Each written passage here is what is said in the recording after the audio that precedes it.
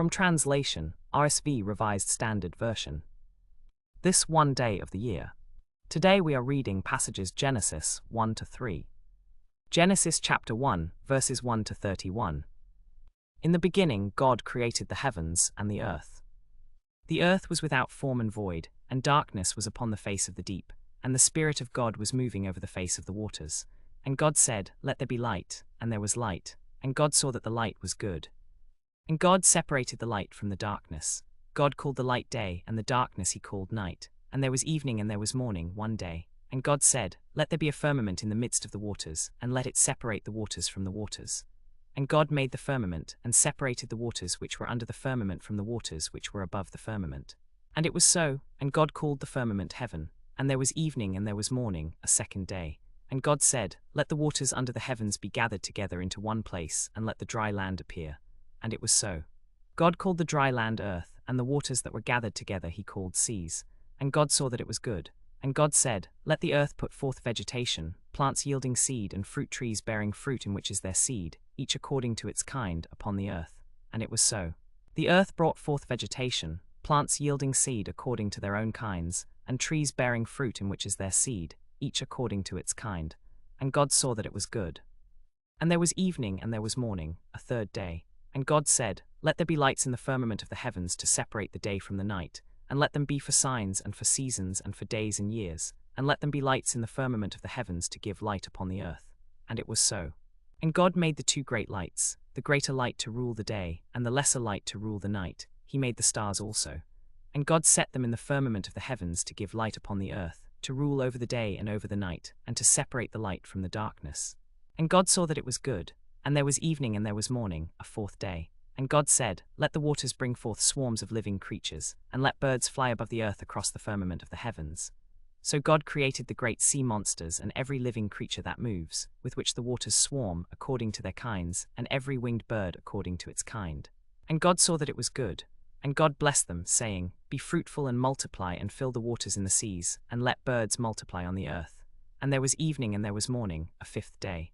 And God said, "Let the earth bring forth living creatures according to their kinds, cattle and creeping things and beasts of the earth according to their kinds." And it was so. And God made the beasts of the earth according to their kinds, and the cattle according to their kinds, and everything that creeps upon the ground according to its kind. And God saw that it was good. Then God said, "Let us make man in our image, after our likeness, and let them have dominion over the fish of the sea, and over the birds of the air, and over the cattle, and over all the earth, and over every creeping thing that creeps upon the earth." So God created man in his own image, in the image of God he created him. Male and female he created them.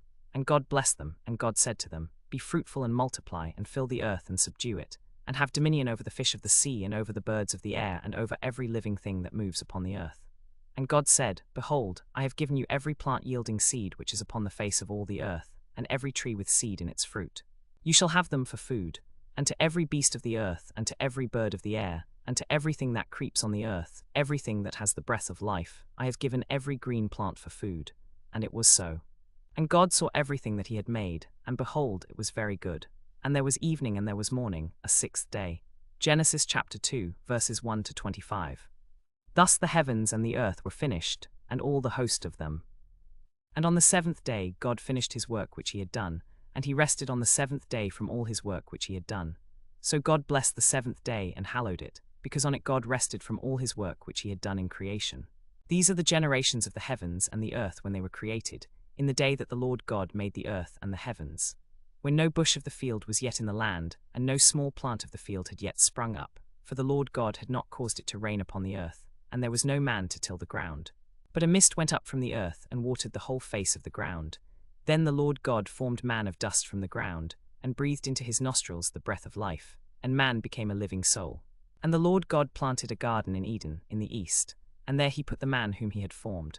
And out of the ground the Lord God made to grow every tree that is pleasant to the sight and good for food, the tree of life also in the midst of the garden, and the tree of the knowledge of good and evil.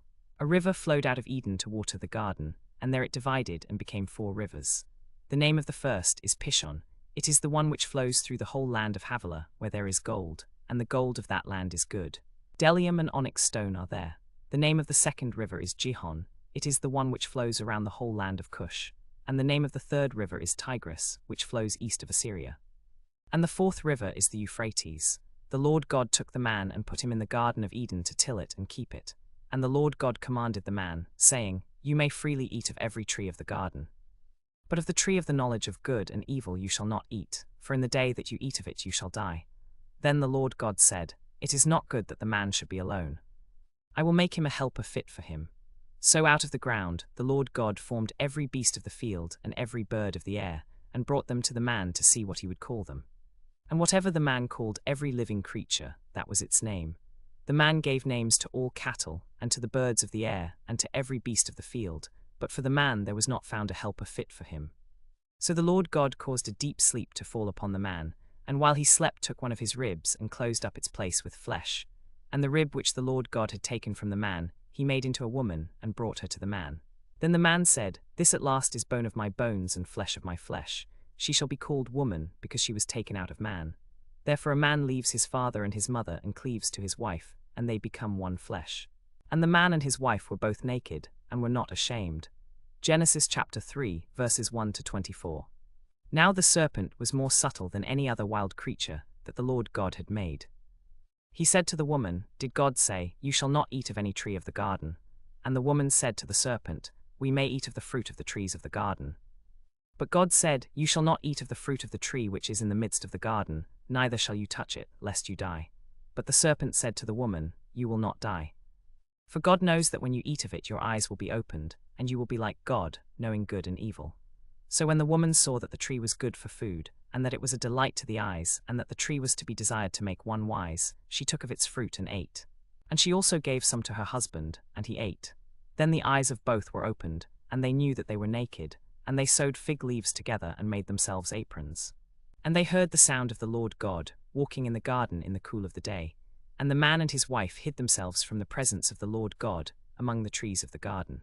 But the Lord God called to the man and said to him, Where are you? And he said, I heard the sound of thee in the garden, and I was afraid because I was naked, and I hid myself. He said, Who told you that you were naked? Have you eaten of the tree of which I commanded you not to eat? The man said, The woman whom thou gavest to be with me, she gave me fruit of the tree, and I ate. Then the Lord God said to the woman, What is this that you have done? The woman said, The serpent beguiled me, and I ate. The Lord God said to the serpent, Because you have done this, cursed are you above all cattle and above all wild animals. Upon your belly you shall go, and dust you shall eat all the days of your life. I will put enmity between you and the woman, and between your seed and her seed. He shall bruise your head, and you shall bruise his heel. To the woman he said, I will greatly multiply your pain in childbearing. In pain you shall bring forth children, yet your desire shall be for your husband, and he shall rule over you. And to Adam he said, Because you have listened to the voice of your wife, and have eaten of the tree of which I commanded you, you shall not eat of it, cursed is the ground because of you. In toil you shall eat of it all the days of your life. Thorns and thistles it shall bring forth to you, and you shall eat the plants of the field. By the sweat of your face you shall eat bread, till you return to the ground, for out of it you were taken. For dust you are, and to dust you shall return. The man called his wife's name Eve, because she was the mother of all living. And the Lord God made for Adam and for his wife garments of skins, and clothed them.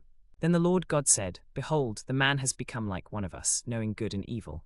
And now, lest he put forth his hand and take also of the tree of life, and eat, and live forever. Therefore the Lord God sent him forth from the Garden of Eden, to till the ground from which he was taken. He drove out the man, and at the east of the Garden of Eden he placed the cherubim, and a flaming sword which turned every way, to guard the way to the tree of life.